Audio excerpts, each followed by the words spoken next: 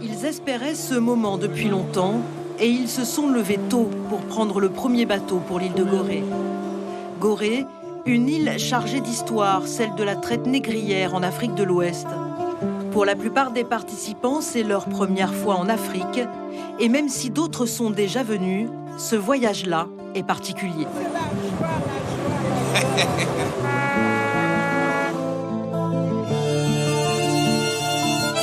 On a envie de venir ici, de voir qu'est-ce qui se passe.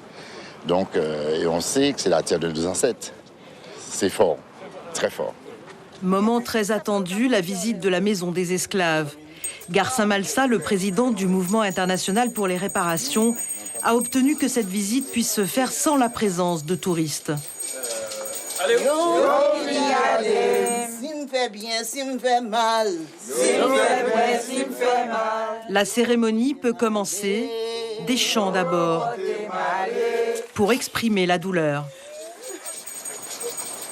Puis vient le recueillement. Les uns après les autres, ils vont se pencher par la porte du non-retour.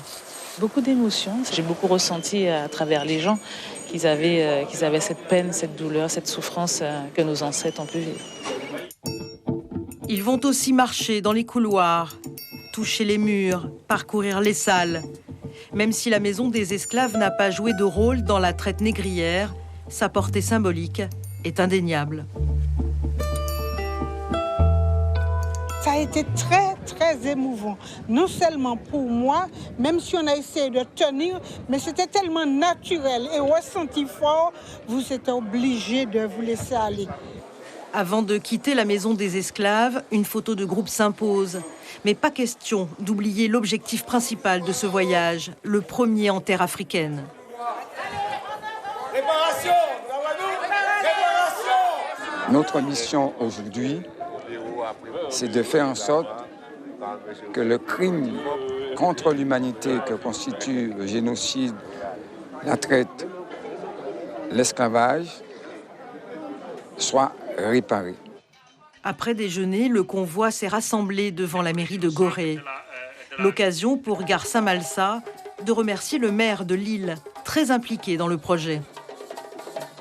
Accueillir dans cette période le convoi de la réparation, parler de notre histoire commune, mais surtout dégager des perspectives qui sont plus heureuses, qui sont tournées vers le rapprochement des peuples, qui sont tournées aussi vers une assumation commune de ce passé douloureux.